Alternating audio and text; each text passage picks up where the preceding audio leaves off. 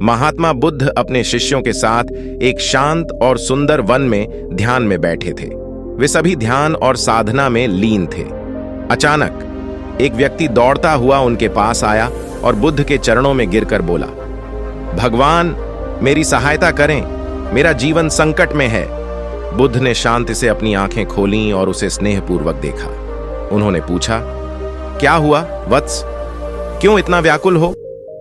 उस व्यक्ति ने कहा, मैं एक साधारण व्यापारी हूं। आज सुबह मेरी पत्नी और बच्चे मुझे छोड़कर चले गए। उन्होंने मुझसे कहा कि मैं क्रोधित, असंयमी और अभद्र हूं।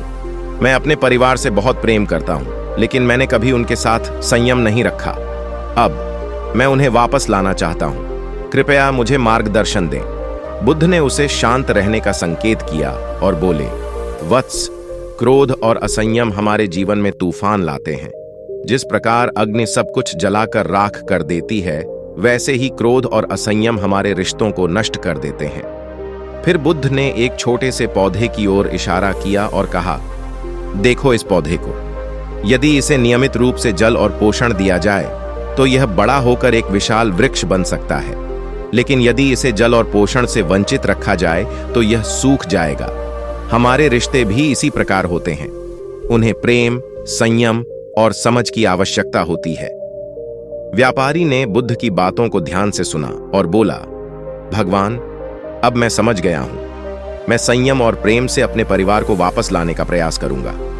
बुद्ध मुस्कुराए और कहा, वत्स, अपने हृदय को शांत रखो और संयम का पालन करो।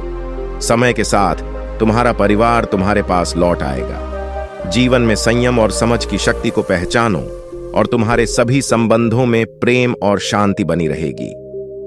व्यापारी ने बुद्ध को प्रणाम किया और एक नई आशा के साथ अपने घर लौट गया। उसने बुद्ध के उपदेश का पालन किया और जल्द ही उसका परिवार फिर से एक साथ सुखी और संतुष्ट हो गया। इस कहानी से यह शिक्षा मिलती है कि संयम और समझ रिश्तों की नींव होते हैं। अगर हम संयम से काम लें तो हम अपने जीवन को सुखमय और शांतिपूर्ण बना सकते हैं।